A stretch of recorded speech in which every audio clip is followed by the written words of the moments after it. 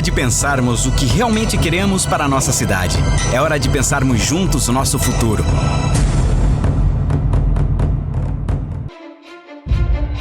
Com o projeto estratégico Farroupilha 2020-2040, a Prefeitura Municipal quer fazer da cidade o principal polo econômico, educacional e cultural do sul do país. E não se trata só de sonho, é meta. Sabe exatamente como percorrer esse caminho. O 2040 tem 6 grandes eixos: gestão pública, desenvolvimento social, qualidade de vida, infraestrutura, economia e inovação. Cada um deles tem sub-eixos específicos que contribuem para definir as metas a serem alcançadas, como criar uma cidade sustentável, um centro tecnológico para desenvolvimento de startups, uma cidade mais segura que trata os resíduos sólidos de forma eficaz e protege o meio ambiente. Para elaborar minuciosamente o plano, a gestão do Poder Executivo Municipal pretende contar com a ajuda de todos os farroupilhenses que queiram se juntar a esse sonho de construir uma Farroupilha ainda melhor. Empresários, engenheiros, médicos, advogados, professores, jornalistas, intelectuais, trabalhadores do campo, da indústria e do comércio. Todos serão bem-vindos e terão suas contribuições devidamente acolhidas. Será assim que caminharemos juntos rumo ao futuro. Afinal, foi assim também que chegamos até aqui, sendo essa cidade maravilhosa para viver e trabalhar. Farroupilha 2040. O futuro começa aqui. Convidamos para que ocupem os seus lugares para que possamos iniciar, então, este 13º encontro público do projeto Farroupilha 2020-2040. Hoje, o tema é Sistema Único de Assistência Social, suas possibilidades e limites.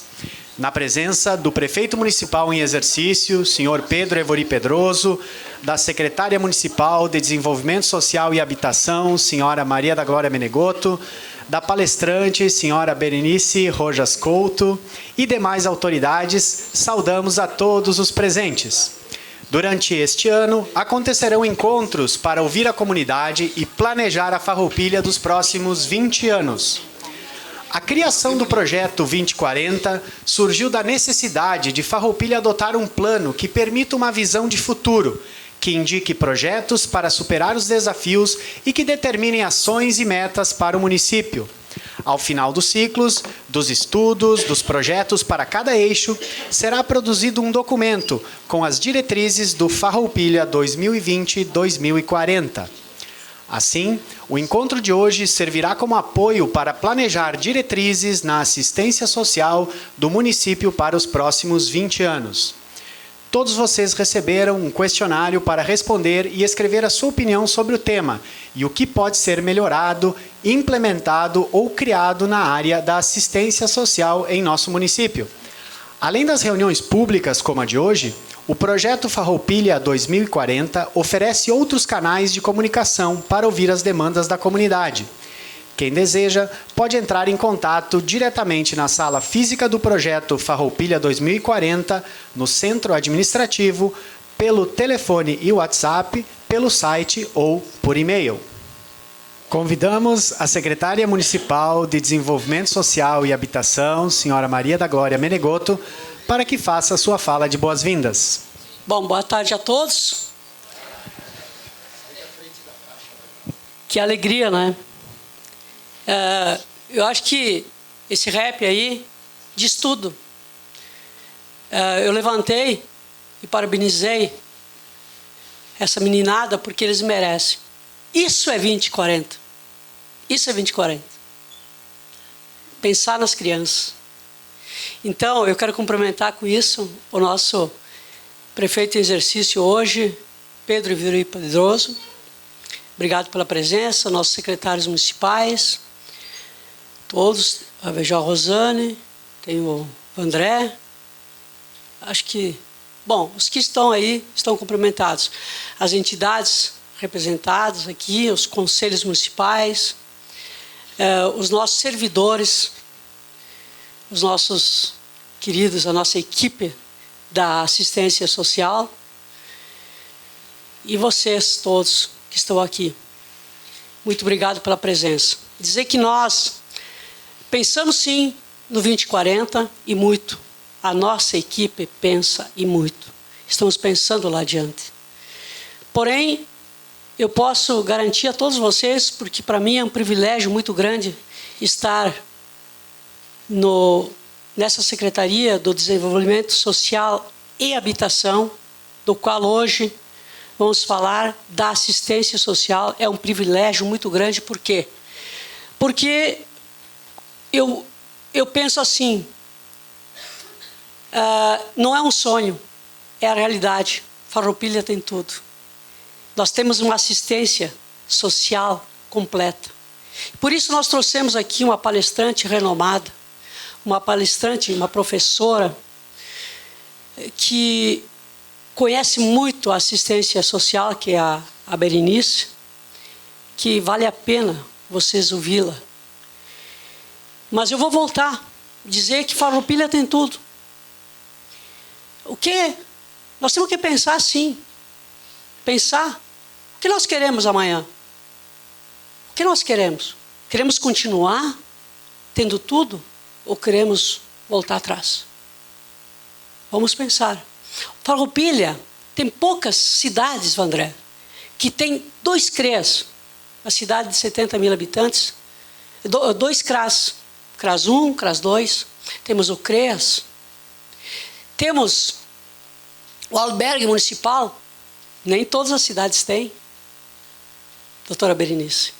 Temos o centro de convivência, onde nós tratamos os nossos idosos, né, fantasticamente bem. Temos, mesmo não sendo da assistência social, temos o Banco Social, que trata a nossa gente com carinho, com amor, com decência, que faz, sim, assistência social todos os dias lá. Não é uma vez por ano.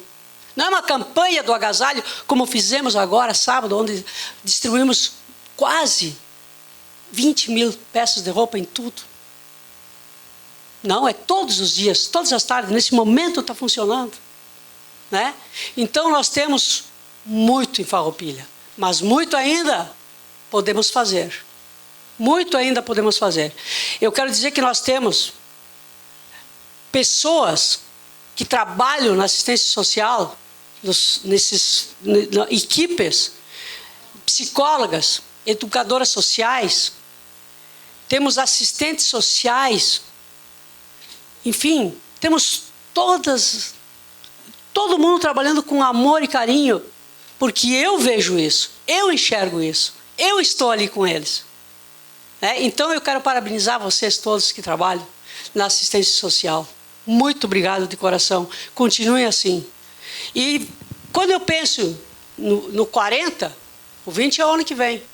O 40, eu fico pensando nas 2 coordenadoras que nós temos na assistência social, que é a Miriam, e isso eu falo com muito amor, que é a Miriam, que está aqui sentadinha, e a Mara.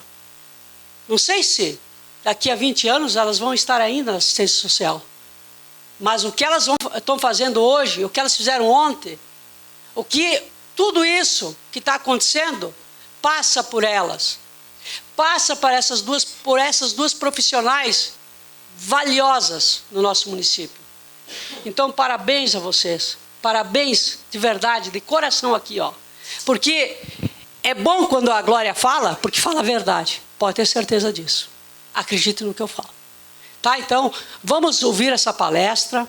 Vocês vão ficar impressionados. Tá? Eu tenho certeza que ela vai falar coisas muito, sabe, que vão prosperar no futuro. Eu agradeço a todos vocês que estão dispensando desse tempo para vir aqui, né? Muito obrigado por estar lotado aqui, tá, hoje, porque realmente vocês que são profissionais, vocês que são usuários, vocês que estão aqui conosco, e o nosso secretário, o Cavete, lá de Garibaldi, também está aqui, secretário da assistência social, está aqui conosco. Então, muito obrigado. Então, um abraço a todos, obrigado pela presença e contem sempre com a assistência social do nosso município. Muito obrigado. Convidamos para que faça sua saudação o prefeito municipal em exercício, o senhor Pedro Evori Pedroso. Boa tarde, minha gente. Obrigado pela presença de todos. Eu via a Glória falando ali e a Glória tem um palavreado muito simples, muito parecido com a gente e eu aprendi a gostar dela dos últimos tempos, né, Glória? Mas os últimos tempos que eu conheço é 20 anos para cá. E eu acompanho carinhosamente o que ela faz e eu aprendi a entender o amor que ela tem por aquilo que faz e a dedicação que faz. Então quero saudar meus secretários que estão aqui, quero saudar a palestrante que carinhosamente veio e cada um de vocês que saiu de casa para ouvir e para ajudar nosso município a evoluir. Por que estamos falando desse projeto 2040? O que é isso? Isso não é um projeto do Claito, não é um projeto do Pedroso, não é um projeto da prefeitura. É um projeto de um povo. É um projeto de uma cidade, de uma população. Ele tem que ter o empoderamento de todos. Porque o mundo anda muito rápido e só consegue ter desenvolvimento, meu secretário de Garibaldi. Obrigado pela tua presença. Só consegue se desenvolver os países, as cidades, as instituições que pensam e que planejam um pouco mais. Quando eu saí do Exército, isso já faz uns 40 anos, eu sou do interior de Santa Maria, e eu fiz um concurso para a brigada e fui parar no 8º Batalhão em Osório, na cidade de Osório. Eu saía de Santa Maria para Osório.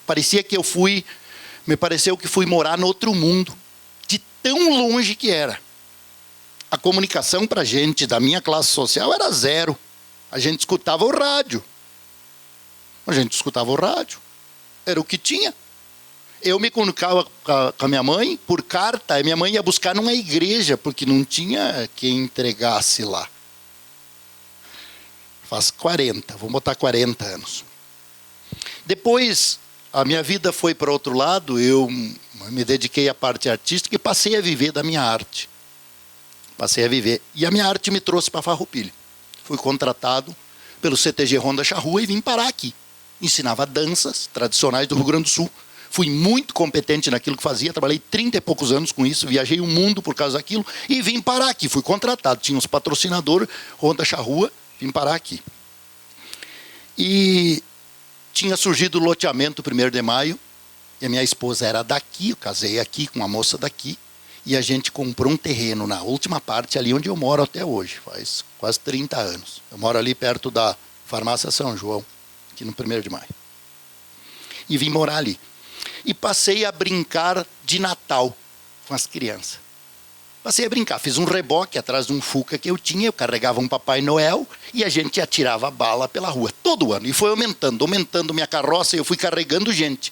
E daí fomos botando banco naquela carroça. E daí fizemos uma maior, eu comprei uma caminhonete, e fizemos uma bem grande, botamos um toldo. E eu todo ano ia para a rua e dele, grito e fazendo folia. Mas eu olhava aquele grupo de crianças, Glória, e a maioria não tinha sequer onde ficar. E aquilo me incomodou. Faltava escola para os pequenininhos, faltava creche para todo mundo, e aquilo me incomodou. E um dia na igreja decidimos então que nós faríamos um vereador porque nós queríamos que tivesse creche na cidade. Bueno, daquele tempo passou-se 15 anos. Nós construímos na nossa comunidade com um grupo de famílias, fazendo bailes, construímos uma creche e ela funciona. Minha mulher é tesoureira há 20 anos lá. Agora nós temos convênio com a prefeitura. Nós atendemos 70 a 80 crianças por ano. Nós começamos, secretário, a comunidade lá embaixo. E aquilo veio me trazendo. Virei vereador 2 vezes, não deu para resolver, porque não bastava. Eu digo, eu quero ser prefeito. Concorri a prefeito, perdi uma. Mas fui bem. Achamos o Claito, ganhamos 2 em Cordoada. Recebemos o município com 181 crianças gratuitas em creche. Nós temos 3.600 e pouco até o 4 aninhos incompleto, que é educação infantil e creche. Era 7 escolinhas conveniadas, onde o pai pagava um pouquinho, a indústria pagava um pouquinho, a prefeitura um pouquinho. Hoje são completamente de graça, nós somos 30 escolas de educação infantil. não tem quase mais nenhuma criança fora, está ficando os que estão nascendo e os que estão chegando. Eu conto isso, meu secretário, para que a gente saiba que é possível nós mudar a nossa realidade, que cada um de nós, qualquer um, tendo vontade, né, e eu sei que tem muitos aqui que acompanharam essa andança minha, sabe que é possível a gente mudar. Nos últimos 20 anos eu falava com o Vandré, digo, Vandré, quando é que surgiu esse telefone que a gente fala com todo mundo aí? Diz ele, do jeito que está, acho que faz uns 15 anos, Pedroso. 2005, 2006 que teve o telefone. Porque o telefone antes era só para ligar. Se lembra, a gente começou com um tijolão, e veio, e era um bem pequenininho, que a gente só falava, e daí foi, aumentou, e foram botando o mundo na frente. E a gente tem um mundo nisso aí. Nesses 20 anos, o mundo andou mais que nos últimos 2000 anos. Andou, nós subimos imediatamente qualquer coisa, então o celular nos trouxe o mundo e nos distanciou.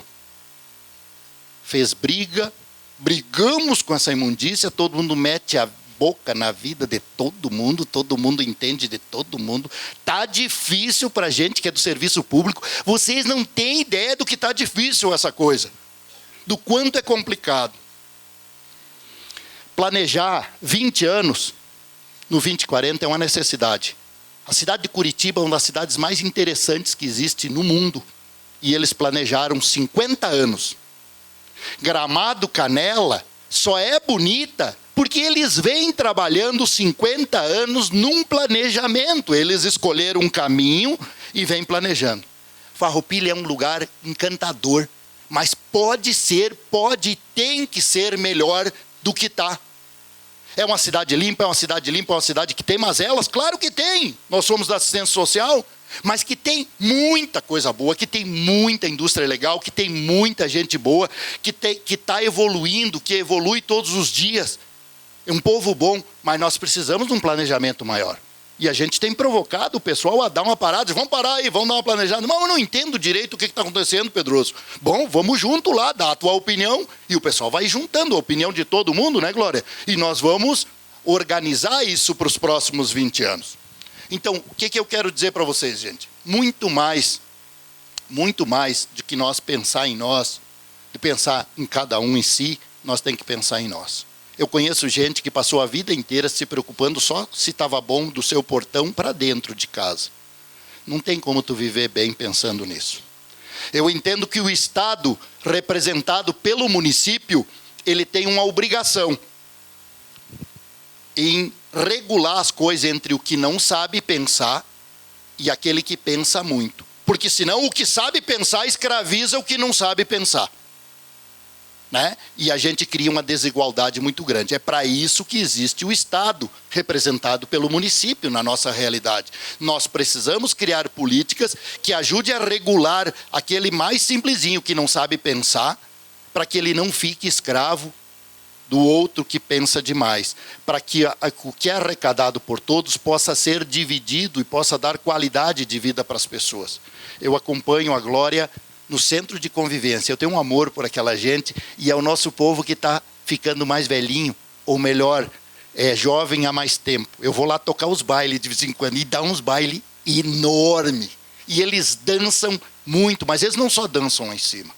Eles dançam, eles rezam, eles jogam, eles aprendem Facebook, eles fazem atividades de todas as formas, melhoram a memória, eles arranjam amigo, eles arranjam namorados, eles escolhem novas vidas, né, meu secretário? Eles fazem muitas coisas. Então, quero dizer que vocês terão uma tarde legal de trabalho. Muito obrigado pela presença. Os meninos do rap, o vozeirão, tem futuro, é bonito, foi muito bonito, parabéns, muito obrigado por nos ajudarem, muito obrigado por acreditar que é possível também cada um fazer a sua parte. Gente, que Deus vos abençoe, uma boa tarde de trabalho a todos. Convidamos então para que ministre sua palestra a professora doutora Berenice Rojas Couto, que possui graduação em Serviço Social, doutorado em Serviço Social, pós-doutorado pela Universidade do Porto, Portugal. Atualmente é professora titular da PUC-RS, membro da Comissão Científica da revista Textos e Contextos, de Porto Alegre, FSS PUC-RS, coordenadora da área de Serviço Social e Economia Doméstica, CAPES, consultora ad hoc da Coordenação de Aperfeiçoamento de Pessoal de Nível Superior, membro convidada, Secretaria Nacional de Assistência Social e Consultoria ad hoc, Cortês Editora e Livraria Limitada. Tem experiência na área de serviço social, com ênfase em serviço social e política social, atuando principalmente nos seguintes temas: assistência social, serviço social, direito social, Sistema Único de Assistência Social, SUAS. Convidamos então para sua explanação e palestra a doutora Berenice Rojas Couto. Muito boa tarde a todos, boa tarde às autoridades, muito boa tarde especialmente aos usuários da política de assistência social que estão aqui. Isso torna esse encontro mais importante. E vou dizer por quê. Primeiro, eu queria cumprimentar a Prefeitura pelo Projeto 2040. Precisa ter muito sentido público para pensar um projeto dessa dimensão, que pensa para além da sua administração, pensa para a cidade. Então, penso que vocês aqui estão vivendo um momento bem especial e aproveitem esse momento especial, porque estão sendo chamados a projetar a nossa cidade. E essa cidade só se projeta quando tem gente feliz nela. A gente pode ter todos os avanços tecnológicos, são bem importantes, são fundamentais, mas se a gente tiver gente infeliz, a gente não tem uma cidade linda. Então, é preciso que a gente pense no povo da cidade, nas condições de vida do povo da cidade, e por isso eu acho muito importante vocês estarem aqui. Então, queria cumprimentar as coordenadoras, a secretária, dizer para a secretária que é muito importante que a gente tenha na gestão da pasta de assistência social alguém que compreenda a política pública e que dê o espaço exatamente para que aquelas pessoas que fizeram a sua formação, que entendem da política, tenham um espaço para executar e para planejar essa política.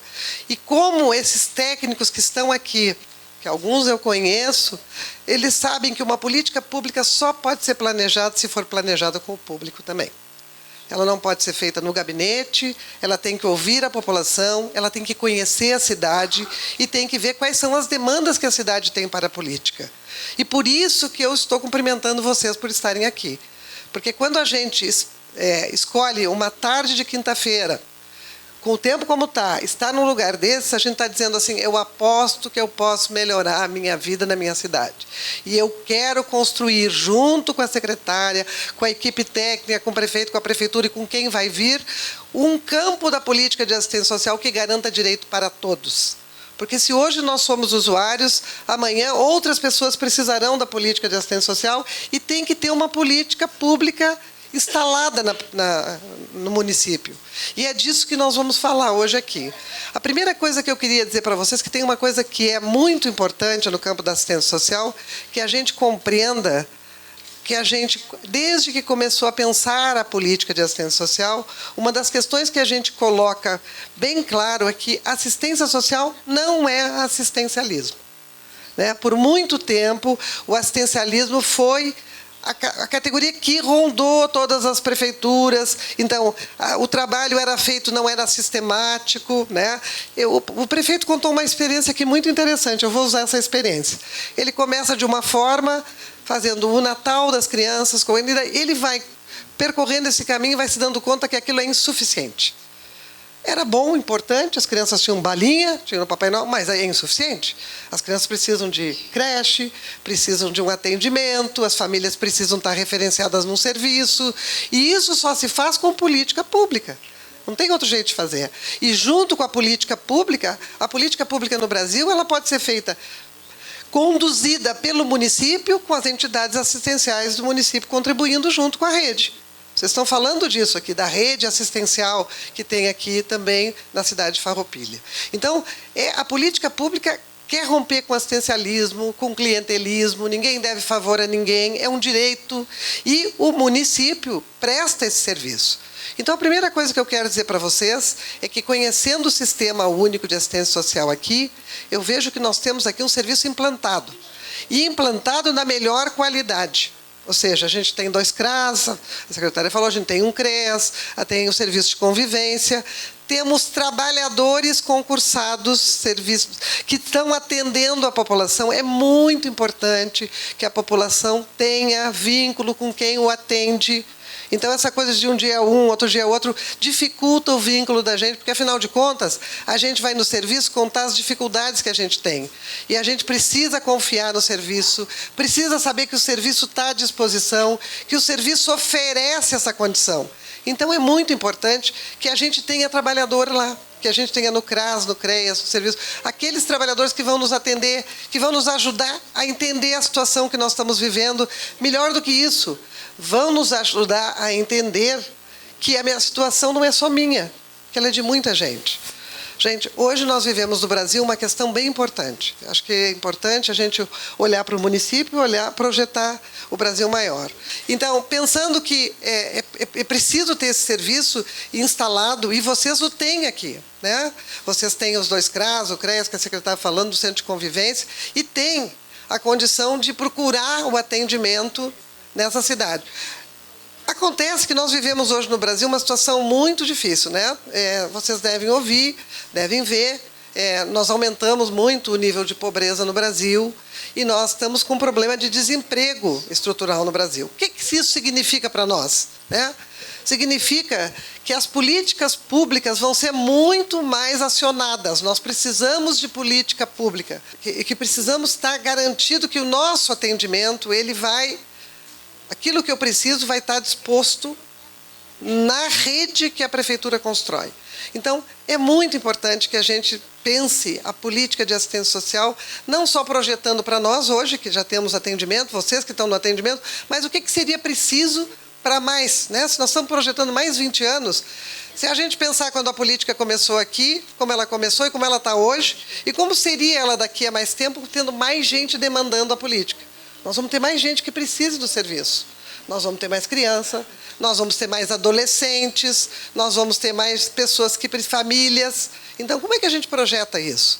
Né? A gente foi, olhando os dados do município de Farroupilha, o que a gente nota ali nos dados? Hoje nós temos quase metade da população de Farroupilha inscrita no cadastro único. O que significa isso? Significa que a renda mensal dessas famílias estão em torno de 3 salários mínimos, de 1 a 3 salários mínimos. Estão lá. O que significa? Por que o cadastro único foi construído? Para mostrar a necessidade de atendimento no campo das políticas sociais. Então, a gente tem aqui quase metade da cidade que precisa de atendimento no campo das políticas sociais, em todas elas. Então, é preciso projetar o atendimento para o número de pessoas que têm necessidades. Então, não pensar só nós que estamos sendo atendidos, mas quantos mais não estão. Quem necessitaria? E projetar isso com responsabilidade. Por quê? Por que projetar com responsabilidade? Porque o recurso público ele precisa ser disputado. Então, assim, o que acontece? Quando o orçamento da prefeitura ele é disputado, é preciso que a gente ofereça o que é que nós queremos para a política de assistência social, o que ela precisaria, quanto isso custaria e que mais nós deveríamos ter. Porque, assim, quando a política foi pensada, e o desenho da assistência social ela é um desenho que ela é financiada pelos 3 governos, 3 instâncias de governo: o governo federal, o governo estadual e o governo municipal. Se a gente olhar o orçamento aqui de Farroupilha, a gente vê que o orçamento de Farroupilha, da cidade de Farroupilha, ele é muito superior ao orçamento do federal e infinitamente superior ao do estado, que não está financiando quase nada, né? Então, assim, nós temos um problema na assistência. Esse é um problema, assim, o governo estadual ainda não contribui com o que ele deveria contribuir, porque no sistema isso está desenhado dessa forma. E o governo federal, que em determinado momento tinha uma parcela muito importante da contribuição, está reduzindo essa contribuição. Agora mesmo nós tivemos o anúncio de um outro corte no orçamento, a gente não sabe onde é que vai esse corte, porque ainda não sei qual política será cortada, mas certamente vamos ter um corte na assistência. O que isso significa? Significa menos serviços, menos profissionais, menos investimento, e isso a gente precisa disputar. Precisa dizer o seguinte: não, nós não queremos perder. Quando a secretária disse assim, nós queremos, no ano 2040, ter serviços com a qualidade que nós temos hoje ampliados, ou nós vamos perder isso? Então, se trata de garantir o que nós temos hoje, que é muito bom.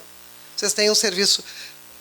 O sistema único aqui, ele é uma gestão plena. Ele oferece todas as condições do sistema único. Ele tem...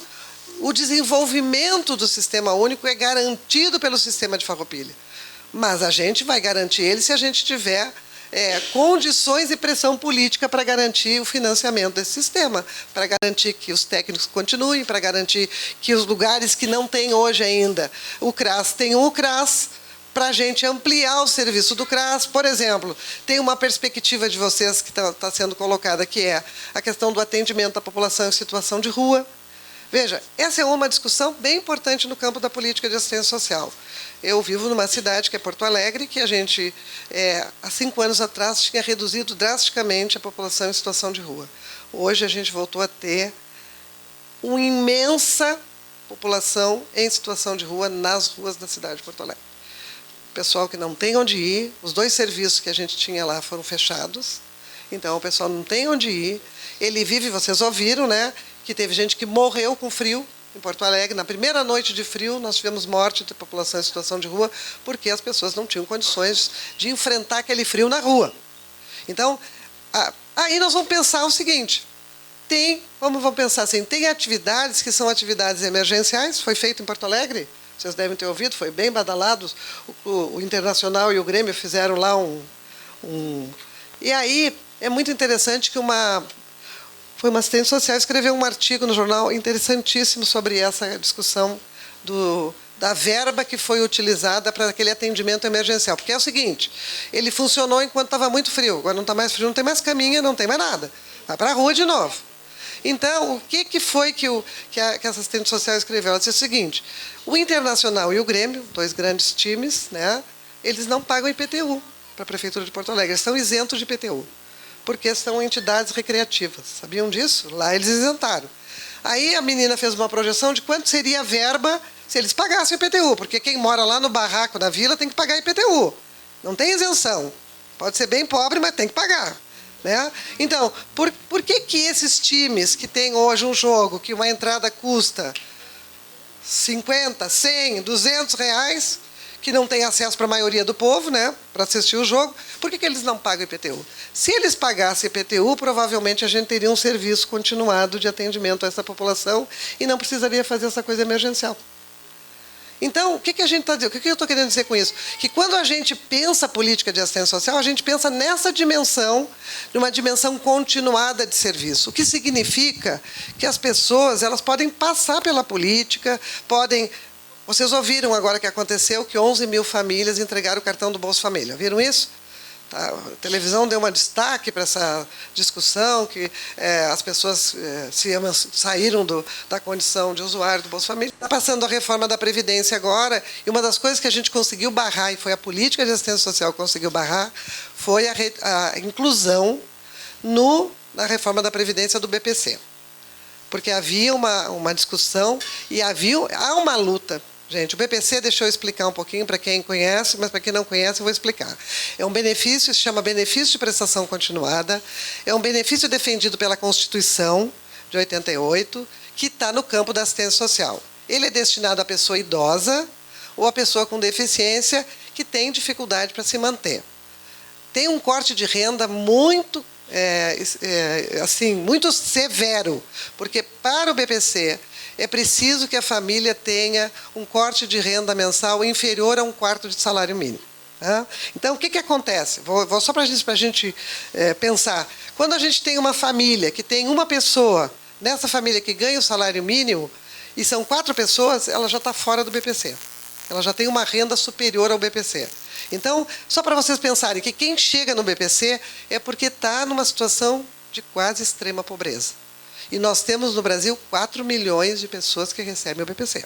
Para vocês verem, quando a gente diz assim, quanta gente, eu digo, quanta pobreza. Né? Porque é sinal que as pessoas precisam do BPC. Então, desde que o BPC foi criado, porque ele é o único benefício assistencial no valor de um salário mínimo, existe sempre aquele movimento para tirar o valor do BPC. Tem pessoas que dizem assim, as pessoas não trabalham e vão ganhar salário mínimo. Não, trabalharam. São idosos que trabalharam a vida inteira, ou são pessoas com deficiência que não trabalharam porque não têm condições de trabalhar ou porque o mercado nem oferece condições. Tem inúmeras pessoas com deficiência que gostariam muito de estar trabalhando, mas o mercado não oferece espaço. Então, é preciso ter proteção. E o Estado deve essa proteção a essa pessoa. E essa proteção é o salário mínimo. Nós temos pesquisas mostrando que o BPC para pessoas com deficiência fez com que as crianças fossem fazer fisioterapia, com que as famílias pudessem levar essas crianças, porque o dinheiro, o salário mínimo garante isso. Então, a luta pelo BPC e o BPC com o salário mínimo é uma luta que nós fazemos cotidianamente. E, por enquanto, conseguimos vencer que ela saísse da reforma da Previdência, porque há uma lógica de retirar esse valor. Então, uma luta da assistência pela garantia do BPC, inclusive a gente luta muito para que o corte de renda mude, seja meio salário mínimo, não seja um quarto de salário mínimo, mas isso a gente não conseguiu ainda. É muito difícil.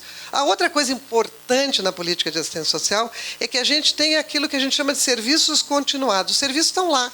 Se a pessoa precisa, ela vai lá e vai encontrar. Vai encontrar uma porta aberta, vai encontrar alguém para ouvi-la, vai encontrar alguém para encaminhar. Ele tem que estar lá, o serviço. Ele tem que estar disposto para a população. A população tem que entender o que esse serviço presta e por que ele está lá. É importantíssimo os grupos de família, importantíssimos que as pessoas se reúnam, discutam a situação do Brasil, discutam a situação da nossa cidade, discutam, porque assim, é muito comum no nosso Brasil a gente entender que pobreza é uma culpa do pobre, né? Ou seja, não se esforçou o suficiente, não fez o suficiente. Nós já aprendemos muito tempo. As condições objetivas de vida das pessoas é que levam a essa condição. Eu falo com qualquer pessoa, o sonho de qualquer pessoa é ter uma educação, é tudo. Se falar com qualquer família que está aqui, qual é o sonho para o seu filho? É que ele chegue lá na faculdade, é que ele tenha um emprego bom, é que ele não sei... Todo mundo tem o mesmo sonho, mas não tem a mesma oportunidade.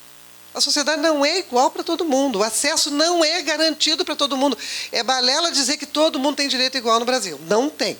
Nós estamos lutando para que tenham, mas não tem. Então, mas existe o campo da política pública para garantir que as pessoas tenham acesso a direitos.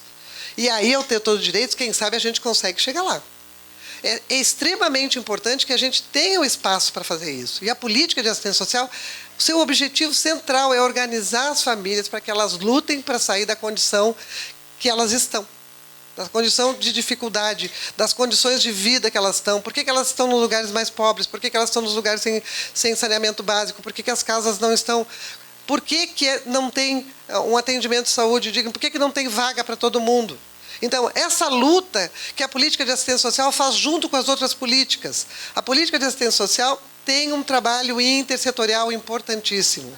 Vocês vão trabalhar, vão no CRAS, vão no CRES, vão ver que as condições que vocês precisam para na unidade básica de saúde ou para na escola vão ser encaminhadas para ser atendidas lá. Porque quem tem que atender a saúde é a política de saúde, quem tem que atender a educação é a política de educação. E a assistência trabalha com esse fortalecimento dos nossos vínculos, mostrando que nós podemos nos organizar, que nós temos sim opinião, nós pensamos.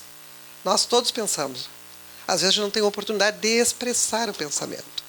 E também a gente tem uma cultura no Brasil que a gente precisa romper.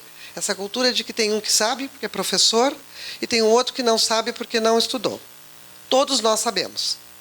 Às vezes, quem não estudou, porque sua condição de vida não ofereceu essa condição, sabe mais do que eu, que estudei um monte. Estudei muito, muitos anos da minha vida. Porque ele tem uma vivência de vida importante e que o meu estudo tem que me ajudar a ajudar essa pessoa. Porque se o meu estudo não me ajudar a ajudar essa pessoa, não teve sentido ter estudado. Entendeu? Então, por isso que os técnicos que estão lá discutindo com vocês, eles trabalham com vocês no sentido de mostrar para vocês que o conhecimento que vocês trazem é importantíssimo, mas que tem alguma coisa que vocês precisam compreender também para que vocês possam sair. Eu não estou nessa situação de dificuldade com meu filho, de dificuldade com o adolescente, porque eu sou burra. Não, não é isso.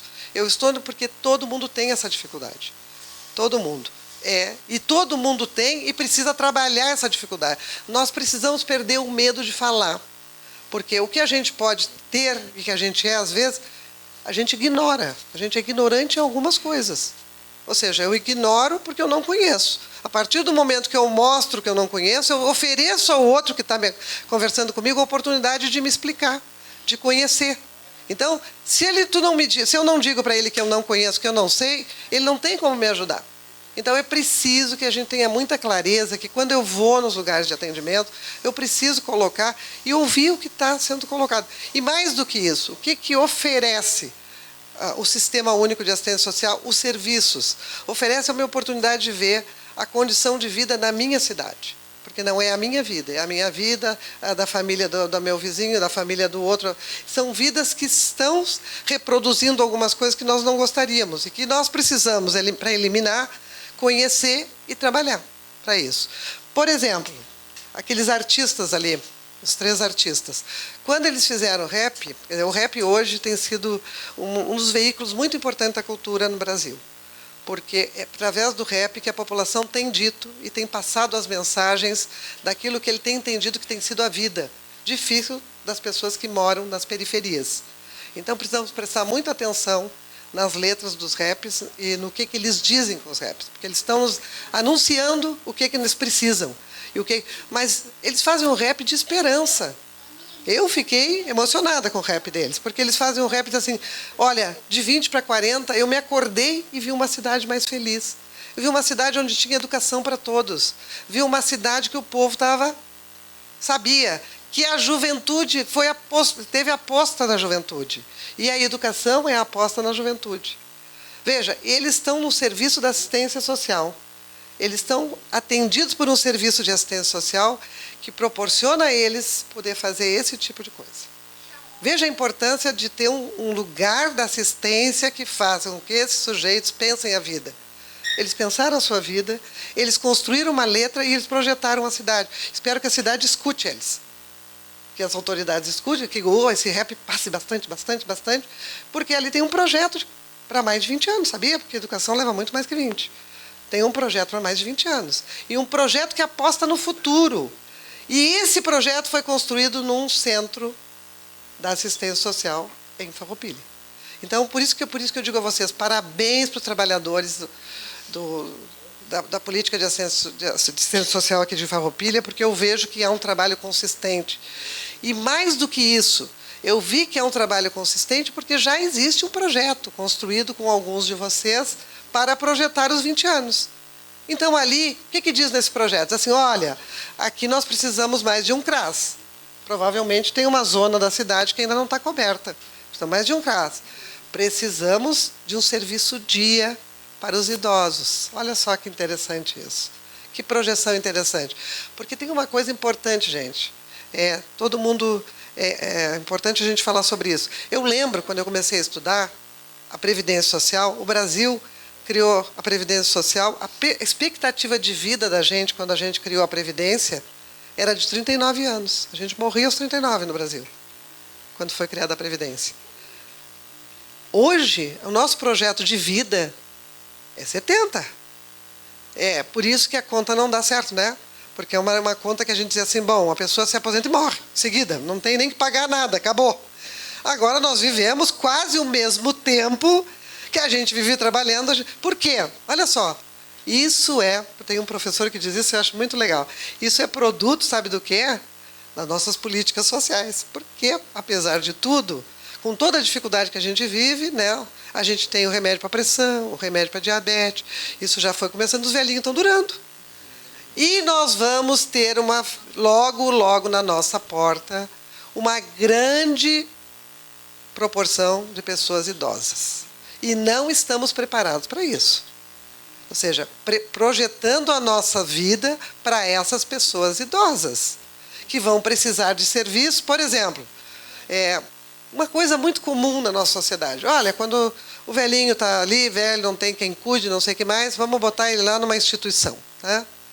Veja, todo o regramento que a gente tem de política social fala que a coisa mais importante, seja na criança, no adolescente e no idoso, é que ele permaneça com a relação comunitária e familiar. Então, a colocação em instituição de longa permanência, ela tem que ser a última oportunidade. Depois que a gente fez tudo, avaliou tudo, aí a gente vai. Não tem, muito bem. Se não, é muito comum que a gente tenha pessoas idosas que não têm com quem ficar durante o dia, mas que a família trabalha todo dia, mas que de noite tem a sua família. Então, se a gente tiver aqui um centro-dia, que legal. Os países mais desenvolvidos têm esses centro-dias. Isso, secretária, vamos lá, vamos fazer. Viu, gente? Olha aí, ó, compromisso público. O idoso vai para lá, passa o dia lá, ocupado com tudo que quiser, com a gaita, com não sei o que mais, e de noite vai para casa. E ele fica com a sua família, ele não fica isolado na sociedade. E isso, gente, tem que ser serviço público. Para nós tem que ser serviço público. Porque até tem isso aí, quem tem muito dinheiro, puder pagar, tem aí uns serviços que fazem isso. Agora, a maioria do povo brasileiro não pode pagar. Teria que ter serviço público, garantia de serviço público. Isso vai transformar a vida das pessoas muito melhor. A relação com a família vai melhorar muitíssimo, porque às vezes o que parece um peso não é um peso, né? Ou seja, se eles tiverem oportunidade de garantia de atendimento da pessoa idosa durante o dia, eles ficam com o seu velhinho durante a noite, é muito bom. Aprendem muitas coisas. Aprendem a gestão. E nós hoje estamos envelhecendo. E estamos com um problema, eu vou dizer para vocês, que a televisão gosta muito de falar da história de que estamos, assim, nascemos muito, né, no Brasil, estamos criando muita criança, principalmente os pobres, tem muito filho. As estatísticas desmentem totalmente isso. Hoje no Brasil, se a gente for olhar os índices de natalidade, é claro que nós temos as famílias que são muito grandes, tudo mais, mas os índices de natalidade no Brasil baixaram muito. Sabe que muitos países da Europa tiveram que fazer política para que as pessoas tivessem filhos. Porque o que acontece? Começou a não nascer criança, começamos a envelhecer, ficou uma sociedade de velhos e não tem essa possibilidade de reprodução da sociedade com esse nascimento. Então, eles fizeram políticas. O Brasil está quase chegando nesse nível. A gente tem que ter políticas para fazer os filhos terem filhos, as famílias. Porque hoje a média de família é 1,1 por família, é isso aí. As pessoas podendo optar, às vezes elas não têm condições de optar. Não conhecem planejamento familiar, não conhecem os métodos, não têm acesso aos métodos. Bom, quem não tem conhecimento, acontece isso. Agora, se a gente tem um trabalho consciente, o que acontece? A gente não quer ter filho para botar para sofrer no mundo, não é isso? É ou não é? O que vocês acham? É ou não é? É verdade, né? Então, a gente vai deixando, mas o que acontece? Se não nasce gente nova, como é que essa sociedade se reproduz? Entendeu? Como é que nós também sustentamos mais velhos? Porque o serviço público se mantém dos impostos, né? Que todos nós pagamos. Então, nós temos que pagar o imposto. O imposto, no campo da política social, é que sustenta o financiamento da política social. Então, nós temos que ter gente jovem trabalhando para poder ter recurso para poder financiar o centro-dia. Essa a lógica. Então, é preciso, sim, que a gente tenha renovação, que a gente tenha... Mas é preciso trabalhar numa perspectiva de planejamento. E isso está no planejamento de vocês. Está no planejamento, por exemplo, que eu li, não sei se todo mundo conhece, está no planejamento melhorar as condições de trabalho das pessoas para que elas possam atender melhor. Isso é muito importante. Quando a gente começou a discutir assistência social, quando eu falei do assistencialismo, a gente também, como profissional, eu sou assistente social, vou falar de mim também. A gente também custou aprender o que é direito, o que as pessoas têm, porque a gente também trabalhava muito nessa perspectiva, né, de vincular a gente tipo subalterno, né? Faz isso que eu quero, faz não sei o que mais, se fizer isso, recebe isso. Não, a gente começou a trabalhar na perspectiva do direito. A pessoa tem direito a ter uma vida digna, ela tem direito a ser protegida. Então, aí, essa lógica de ser protegido e ter uma vida digna exige que a gente tenha capacitação. Exige que a gente estude. Então, é preciso que, além de ter técnicos, como vocês têm aqui, que esses técnicos tenham possibilidade de se reunir, de discutir, de aprender mais para atender vocês melhores. Sempre que eles estão parados para fazer isso, eles fecham o serviço para estudar, é para atender sempre vocês melhores. O objetivo da política... A política de assistência social tem uma engenharia perfeita, que é o seguinte: é a engenharia do atendimento pessoal. Tem que ter técnico para atender pessoas e tem que ter sistema para garantir que a gente não perca tanto tempo na burocracia e possa efetivamente atender com melhor qualidade vocês. Isso está planejado, está ali. Está dito no 2040 que a assistência social precisa disso. Que a assistência social precisa de mais recursos, porque precisa melhorar os atendimentos e ampliar os atendimentos. Vocês têm que conhecer a realidade de vocês. O que é a cidade? Quais são as demandas da cidade? Quem está trabalhando nessa cidade? Quem está desempregado? Quantas pessoas ganham? Porque, vamos lá, uma pessoa que ganha um salário mínimo, tem 3, 4 filhos, o que acontece com a vida dela? Não tem como manter, né? Ela precisa de um apoio de proteção social. Porque sozinho, com esse salário, não vai dar conta. Então, é preciso que a proteção social esteja disponível para que ela enfrente as dificuldades que ela tem e para que ela possa se encaminhar de outra forma. A política tem que pensar numa organização do serviço, que esse serviço possa efetivamente garantir que vocês tenham esse espaço.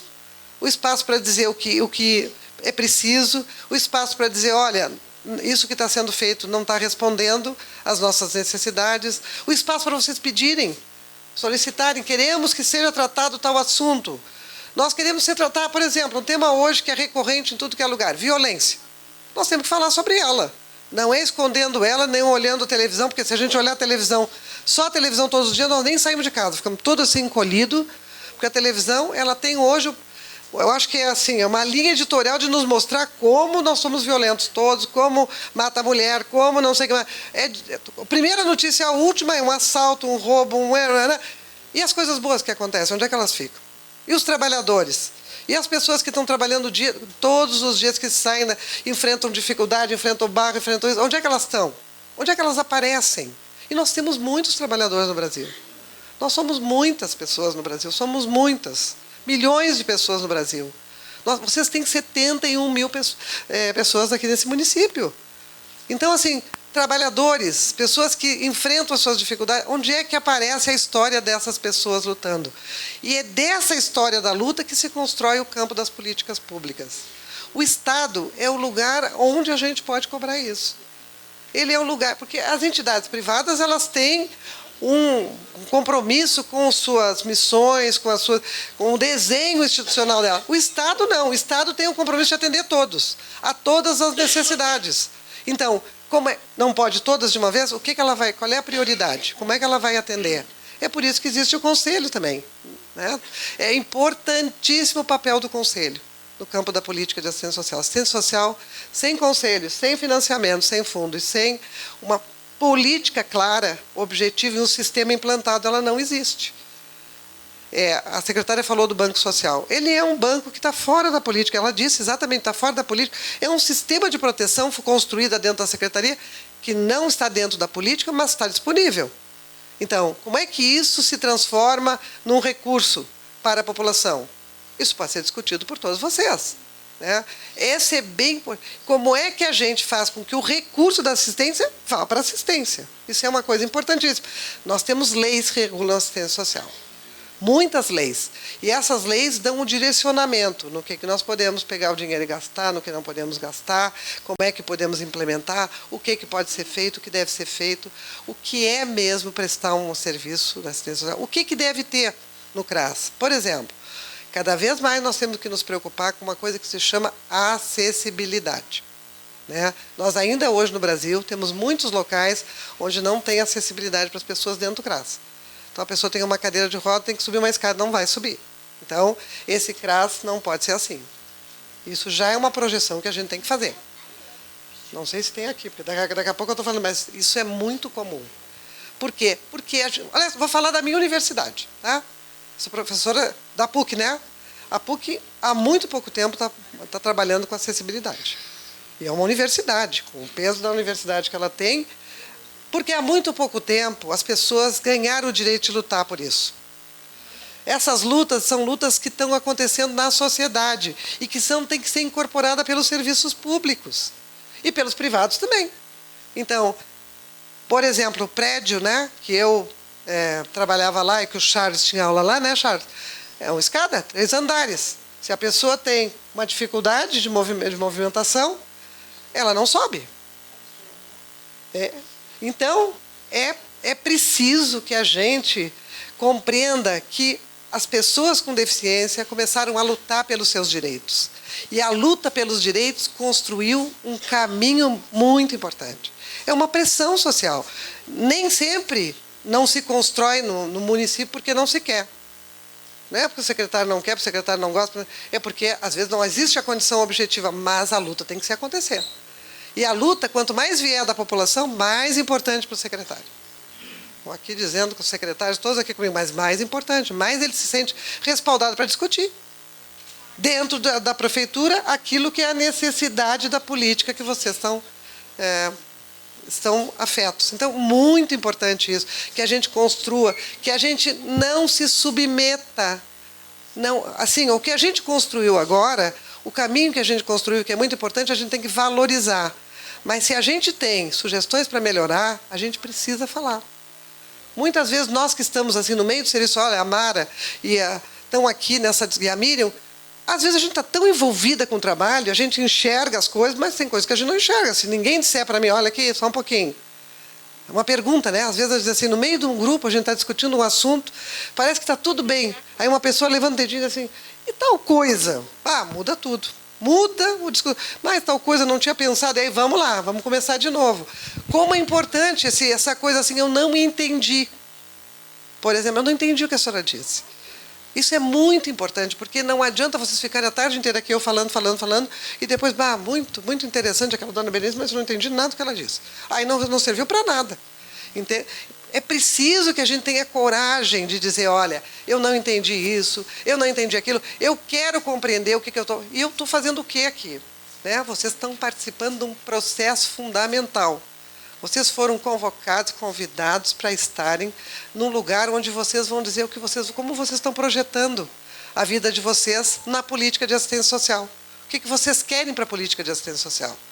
E eu quero dizer uma coisa que eu acho extremamente importante, porque eu tenho trabalhado muito com a política de assistência social e acho que essa é uma das características que é um privilégio da assistência social. É o fato da gente juntar a população que não se junta num outro lugar. Ou seja, é difícil que a gente tenha essas populações, vocês todos juntos conosco, debatendo. Isso é um privilégio.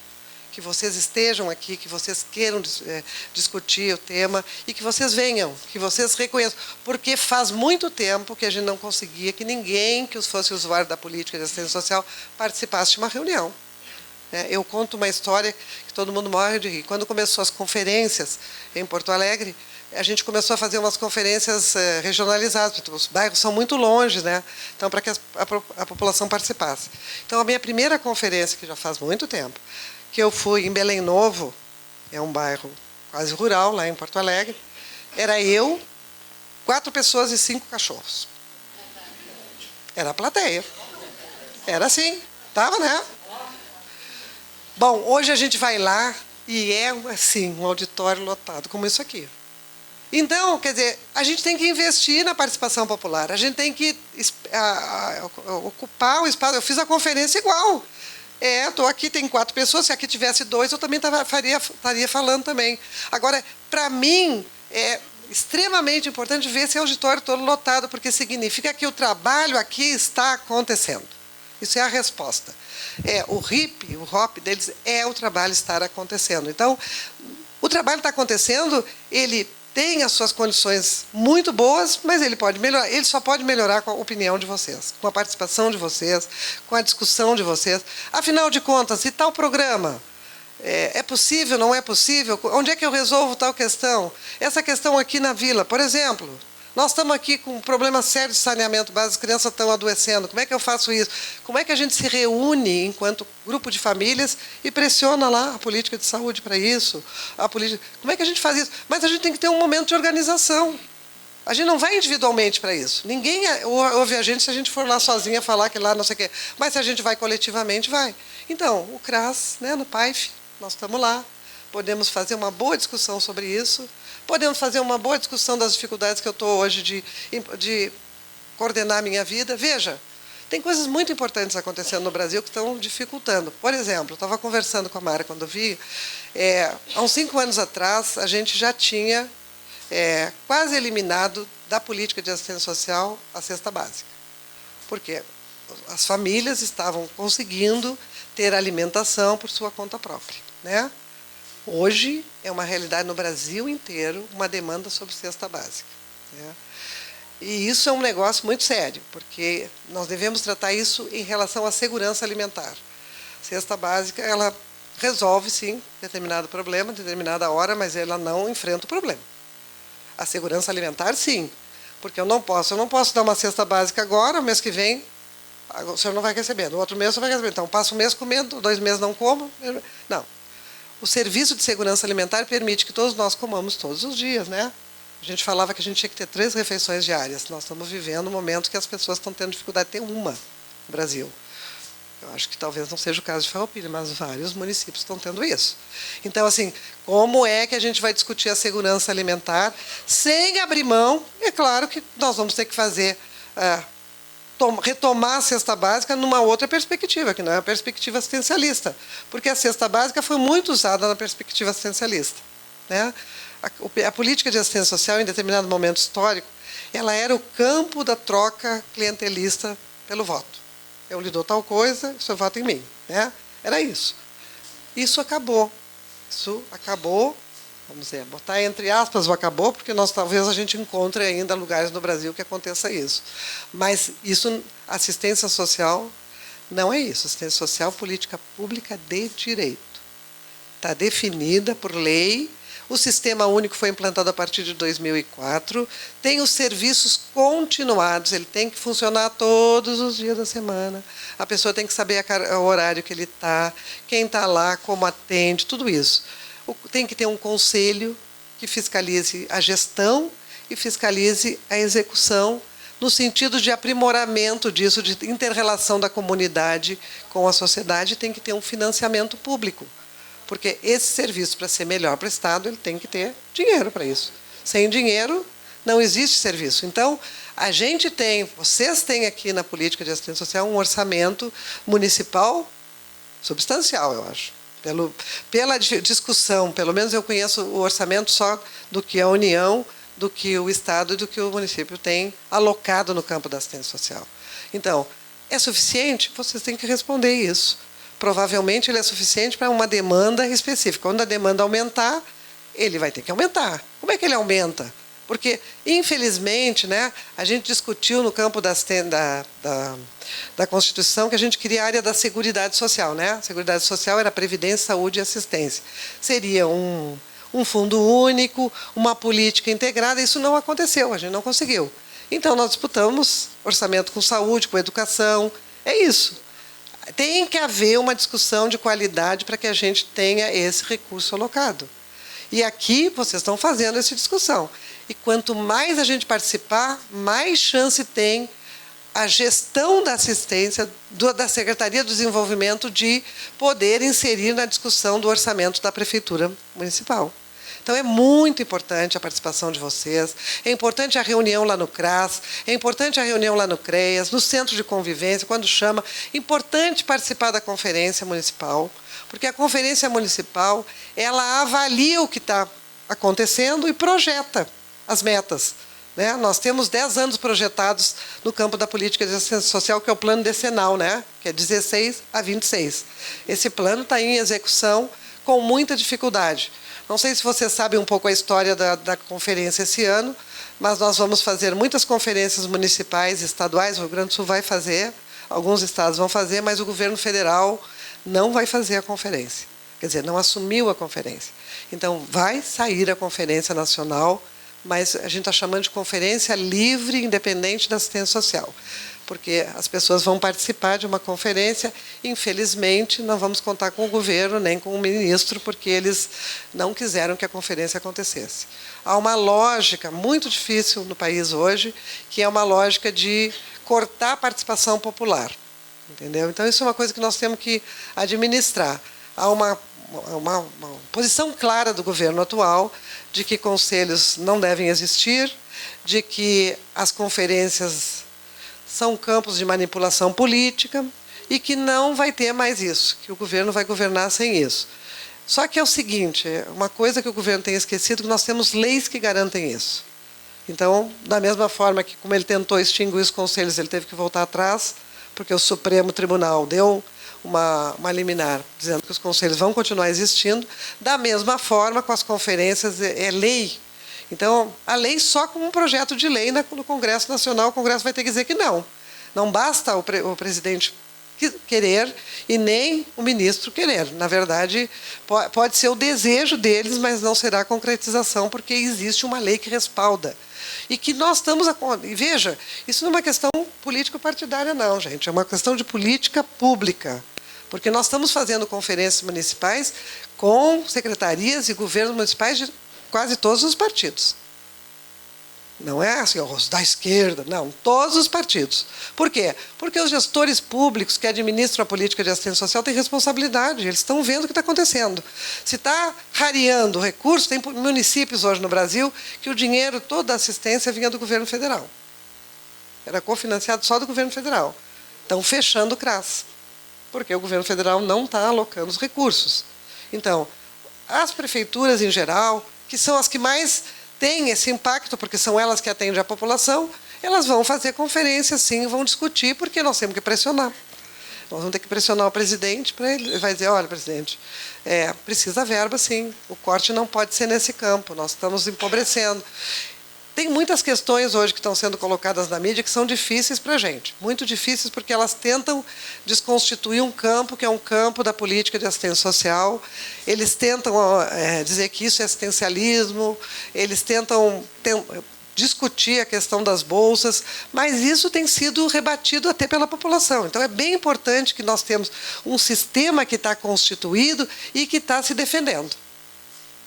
E isso tem a ver com gestores. Agora mesmo nós vamos ter um encontro de gestores, encontro nacional de gestores, que a discussão vai ser sobre essa. Né? Todos os gestores municipais vão se reunir num encontro para discutir o que está acontecendo hoje com o financiamento da política de assistência social e como a gente vai pressionar o Congresso Nacional e o ministro para que o recurso volte.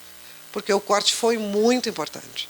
Foi um corte muito importante no campo da política de assistência social. Então, como foi o corte nas outras políticas. É preciso hoje cada vez mais nos organizarmos. Nós vivemos um momento de muita dificuldade, de muita retração. É preciso pensar isso. É um momento onde há uma concepção de assistencialismo voltando, rompendo com a lógica da assistência social como direito.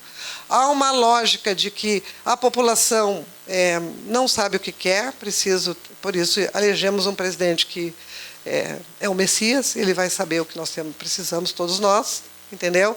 Então, muito complicado nós trabalhar com esse conceito. Quando a gente passou muito tempo construindo um outro conceito, o conceito da participação popular, da democracia. Então, que bom que nós estamos dessa forma que nós já construímos esse campo. Porque agora nós temos condições de debater. Talvez se nos pegassem há 10 anos atrás, a gente também não teria nenhuma condição de fazer um enfrentamento que a gente está fazendo hoje a nível nacional. Então, é importante aquilo que se dizia assim, bom, o município está organizado, o município tem recursos, mas veja bem, se o governo federal retirar o recurso do município, vai ter problema. Bom, não vai ter? Vai, claro que vai ter. Então, ele não pode tirar, não podemos deixar ele tirar. Porque não é o maior recurso, mas é um recurso fundamental, importante. É um recurso que faz com que a gente possa oferecer alguns recursos melhores para a população no atendimento. Então, é preciso disputar isso. E nós vamos disputar participando, fazendo a nossa voz ser ouvida, garantindo que eu sou uma pessoa que tenho direito, que eu tenho direito a ser protegida dessa sociedade do jeito que ela está. Então, protegida, socialmente protegida. Me sentir digna, me sentir com condições de viver. Então, essa é a lógica da política de assistência social. Nós precisamos trabalhar isso cada vez mais. A política avançou muito no desenho dos serviços. Os serviços estão bem desenhados. É preciso a gente trabalhar essa perspectiva que a gente falava antes. É preciso pensar nas atividades comunitárias. As pessoas precisam estar nas suas comunidades, precisam estar com as suas famílias, precisam ser ofertados serviços para que elas possam ter garantia. Nós podemos ter serviços que, por exemplo, façam com que aqueles adolescentes parem dentro de um serviço. Não é qualquer um, não. Tem que ser um serviço muito bom. Tem que ter muita coisa boa, né? Senão a gente não fica, é muito chato, né? É ou não é? Então, nós fomos construídos, porque nós não queremos que eles se submetam, que eles fiquem lá parados, que nem um 2 de pau, né? Olhando para a gente só para cumprir tabela. Né? Não, nós queremos que eles façam da vida deles melhor, que eles enfrentem as dificuldades que eles estão, que eles vejam que eles têm capacidade criativa, como eles fizeram, que eles possam produzir. Assim, nós queremos para todas as pessoas que vão... Mas, para isso, tem que ter um serviço. Um serviço que tenha um excelente oficineiro, né? Um professor muito bom, que tenha aqui, possa fazer isso. Nós temos que ter assistente social e psicólogo legal, né? Para que a gente fique nos grupos, vai conversando, né? Não é fiscalização, viu? A política não faz a fiscalização. O que ela faz é um trabalho de acompanhamento. E é muito importante que a gente saiba disso, né? Nós não temos fiscais, nós temos profissionais que nos acompanham nas dificuldades que nós estamos, profissionais que querem nos ver crescer, profissionais... E muitas vezes a gente acerta e outras vezes a gente erra. Então, mas vocês precisam nos dizer, porque senão nós não vamos conseguir entender, não vamos conseguir fazer o que devemos fazer. Tá bom? Vocês é que sabem. Porque eu falo muito, né? Estão cansados de me ouvir? Não? Não? Porque é isso, a gente fala. Eu estou tão acostumada a falar e estou muito encantada com esse auditório. Quero dizer para vocês que é um negócio muito legal ver vocês todos aqui. E todo mundo prestando atenção. Não sei se todos... Então, assim, muita gente prestando atenção. Eu quero que tudo aquilo que eu disse, se vocês não quiserem falar comigo hoje aqui, que converse com os assistentes sociais, com os psicólogos lá no CRAS, no CREAS. Olha, toquem pergunta neles. Façam o que eles respondem. O que aquela Berenice disse em tal lugar? Eu não entendi bem aquele negócio. Vamos fazer funcionar isso, né? Vamos conhecer o plano 2040 da assistência. Ele está desenhado, vocês participaram de uma fase, mas ele agora está bem desenhado. Vamos discutir esse plano. Olha, temos uma conferência de assistência, vamos lá, vamos conhecer, vamos dizer, olha, isso aqui está muito legal, isso aqui está... Porque se a gente não conhece e não faz propaganda, como é que a gente vai conseguir, né? Por exemplo, nós ouvimos aqui a secretária falar entusiasmada do Centro-Dia. Foi bom a gente falar aqui, né? Porque, olha só, ela se entusiasmou, eu acho que ela já estava entusiasmada, não foi porque eu falei, não. Mas ela se entusiasmou e ela começou a projetar, porque ela começou a ver os velhinhos. Ela começou a ver que tem os velhinhos, que não estão, que não sei o que as famílias têm dificuldade. Que maravilha se eu tivesse esse lugar e que ele voltasse para a casa dele, não? Que não precisasse ir lá para a instituição, que não precisasse ficar triste, né? Instituição, gente, de longa permanência... tanto para adolescente, quanto para idoso, quanto para criança, é em último recurso. Ele não é o lugar ideal para ninguém. Ninguém aprende lá, nem vai ser corrigido lá. Já vou avisando vocês. Eles podem, sim, vão receber atendimento, mas não é o lugar ideal. O lugar ideal é na comunidade, com as suas famílias. Às vezes não tem família, mas tem um monte de vizinho legal que cuida da gente. Nós temos muitas histórias de pessoas que ficam idosos e que perderam toda a sua família e tal, e que são apoiados pelos vizinhos. Muitas histórias assim, que os vizinhos, quantos anos somos vizinhos, mas os vizinhos não têm condições de cuidar. Se tem um serviço que cuide, reparar de vez em quando, de noite, pode. E ele está na casinha dele, não precisa sair, não precisa passar por outra situação. Então, é muito importante que vocês tenham essa perspectiva de que o atendimento na comunidade, conhecer a comunidade. Muitas vezes a gente mora num lugar, mora 20, 30, 40 anos, não conhece nada do lugar que a gente mora. Porque a gente conhece a vida da gente, talvez conheça os vizinhos, mas não conhece a realidade. Então, é importante trabalhar com os técnicos que trabalham no CRAS, no CRES. O que está acontecendo na comunidade de vocês? Por exemplo, se eu tenho 15 mil pessoas morando naquele bairro e tenho só uma escola, eu tenho um problema. Porque como é que vai ser? Não vai dar conta, certamente não vai dar conta. Como é que eu resolvo esse problema? E às vezes a gente não sabe que só tem uma escola, só tem uma igreja, só tem isso. Quer dizer, todas as coisas que compõem a comunidade, como é que elas compõem, que tipo de serviço a comunidade oferece, que tipo de trabalho assistencial, que não tem a ver com assistencialismo, viu? Cadê a secretária? É um trabalho assistencial que não é assistencialista. Entendeu? Porque que é o trabalho assistencialista? É aquele que eu dou e exijo do outro a gratidão. E exijo do outro que se comporte de tal forma, porque, não sei. E isso é assistencialismo. Mas as pessoas precisam de trabalho assistencial. Existe trabalho assistencial na política de saúde, na política de educação e na política de assistência social. Não é assistência social, é um trabalho assistencial, porque nós temos o diagnóstico de que tal coisa é necessário e nós estamos provendo continuamente tal coisa. Assistencialismo é outra. Assistencialismo é o que nós devemos evitar sempre, porque é aquele que cria a submissão do sujeito com a gente. Eu sou grato e eu tenho eternamente... Eu vou contar uma experiência que eu tive também. Um período, eu fui presidente do Conselho de Assistentes Sociais. E nós estávamos preparando um congresso em Fortaleza. Aí eu fui lá para uma reunião do congresso, um assistente social me mostrou uma carta de um médico para um usuário da política de assistência social. A carta dizia o seguinte: Dona Maria, está se aproximando da eleição e, como a senhora lembra, há 40 anos eu fiz a laqueadura na senhora. E desde essa data eu conto com a senhora e mais 10 votos. Então, estou lhe lembrando que chegou a hora da senhora de novo votar em mim e mais 10. Gente, agora, 40 anos depois desse médico, ele continuava cobrando da mulher o voto. Isso está proibido na assistência.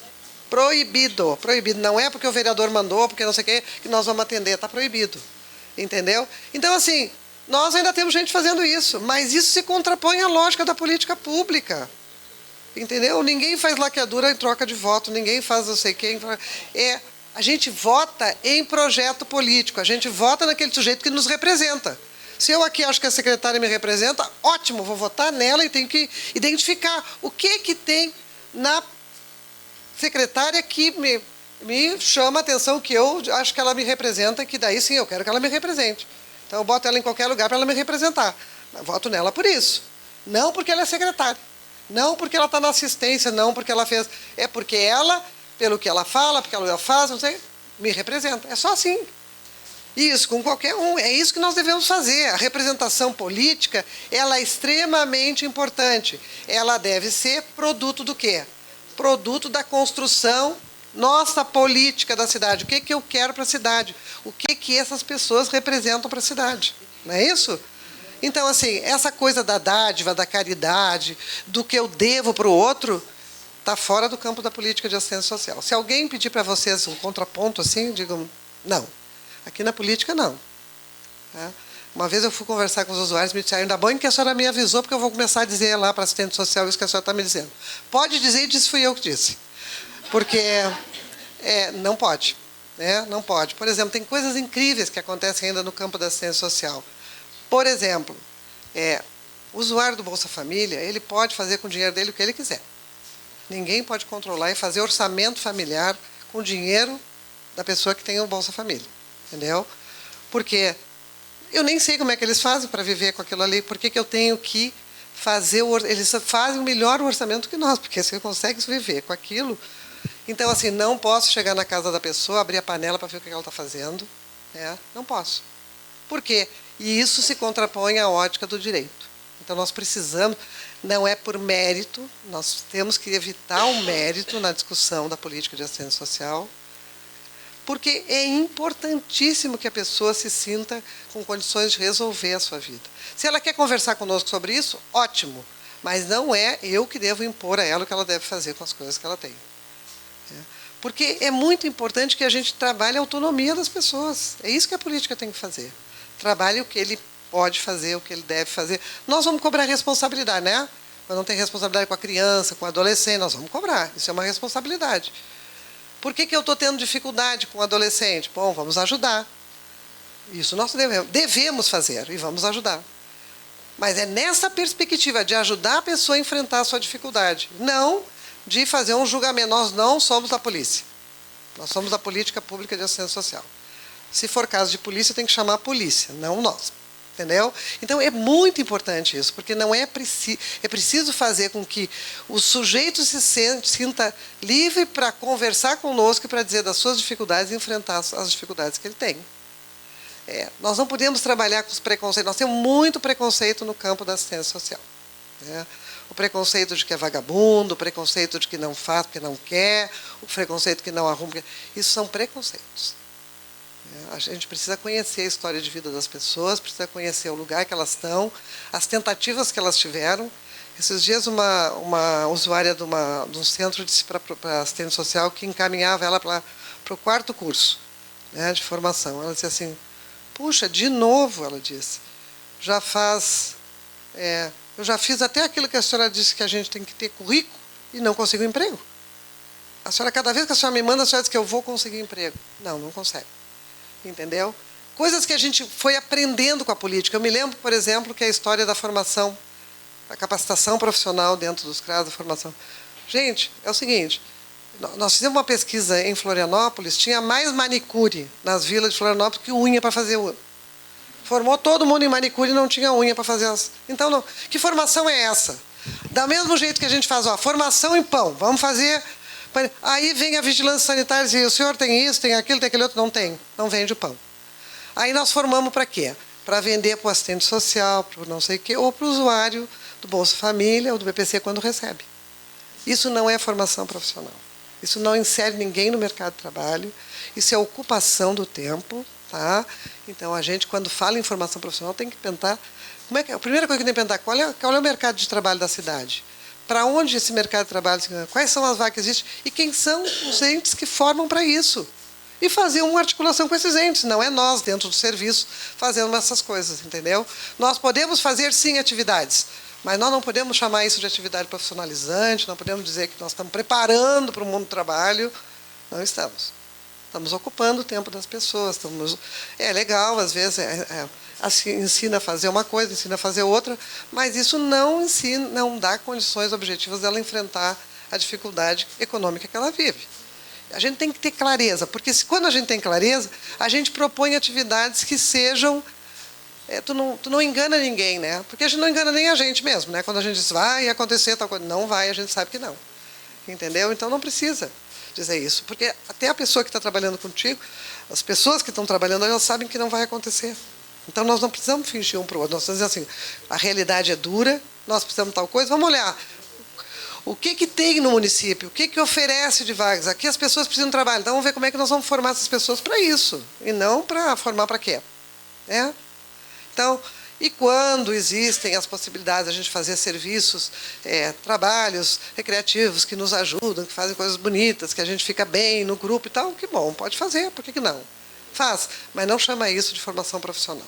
Isso não é formação profissional e nem é tarefa da assistência social formação profissional. É tarefa dos órgãos de formação para o trabalho. Então, a gente tem que fazer o quê? Convênio com eles. Eles é que sabem. Nós não vamos nos especializar. Nós temos que nos especializar em atender a população, que é coisa que eles não sabem. E muitas vezes, o que aconteceu? Vocês sabem, teve muito curso que saiu, que era importante para o usuário, porque tinha uma bolsa que recebia um dinheiro, mas a exigência para fazer o curso era que as pessoas não tinham. Então, exigia lá curso de não sei o quê, precisava segundo grau, as pessoas não têm nem o primeiro grau completo. Que curso é esse? Que oferta é essa? É uma oferta para dizer para as pessoas que elas não têm condições? Não, não pode. A gente não pode ofertar assim. A gente tem que ofertar aquilo que responde à realidade das pessoas e que elas vão se beneficiar com isso. Porque não adianta. É claro que se eu estou precisando de dinheiro, estou com fome, não sei o que mais, eu vou dizer que eu tenho o segundo grau e vou lá, pego a bolsa. Aí chega a primeira aula, professor, eu fujo, porque eu nem entendi o que ela disse. Claro, isso é natural. Então, o que está errado aí? É ofertar esse tipo de coisa para as pessoas que a gente sabe de antemão que elas não têm as condições de aproveitar. Então, o que nós temos que fazer? Desenhar as coisas de acordo com a demanda que a gente tem na política de assistência social. Gente, queria dar um tempo para vocês também falarem comigo. Queria dizer para vocês que vocês têm aqui um corpo técnico bem importante. Façam o diálogo com eles, conversem com eles. Vocês estão com a política de assistência social aqui com o sistema implantado. Vocês têm uma secretária que defende a política de assistência social. É fundamental isso. Tem outros secretários que vêm aqui, certamente, que estão preocupados com a política, que querem implementar a política, que estão sofrendo na pele a dificuldade hoje de ser o secretário dessa pasta, porque está aumentando a demanda. Eram demandas que a gente não tinha nessas regiões aqui, né? E que a gente passa a ter com muito... E, às vezes, a gente não sabe nem lidar, porque ela aparece de uma forma muito consistente, e a gente sabe que tem pessoas que circulam, que vêm para cá e que não adianta só mandar embora, porque tem coisas que a gente vai ter que ver que vão acontecer com a nossa população. Vocês estão organizados, vocês têm um sistema, tem quem o defendam, então agora nós temos que trabalhar para ampliar ele com qualidade. Que de 20 a 40 a gente tenha aqui implementado mais e mais com qualidade o Sistema Único de Assistência Social. Obrigada.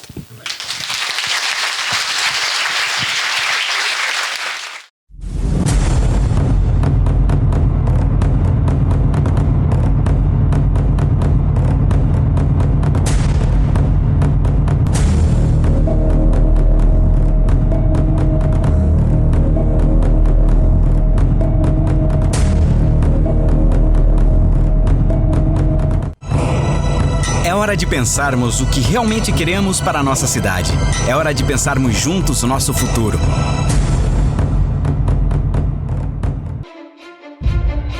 Com o projeto estratégico Farroupilha 2020-2040, a Prefeitura Municipal quer fazer da cidade o principal polo econômico, educacional e cultural do sul do país. E não se trata só de sonho, é meta. Sabe exatamente como percorrer esse caminho. O 2040 tem 6 grandes eixos: gestão pública, desenvolvimento social, qualidade de vida, infraestrutura, economia e inovação. Cada um deles tem sub-eixos específicos que contribuem para definir as metas a serem alcançadas, como criar uma cidade sustentável, um centro tecnológico para desenvolvimento de startups, uma cidade mais segura que trata os resíduos sólidos de forma eficaz e protege o meio ambiente.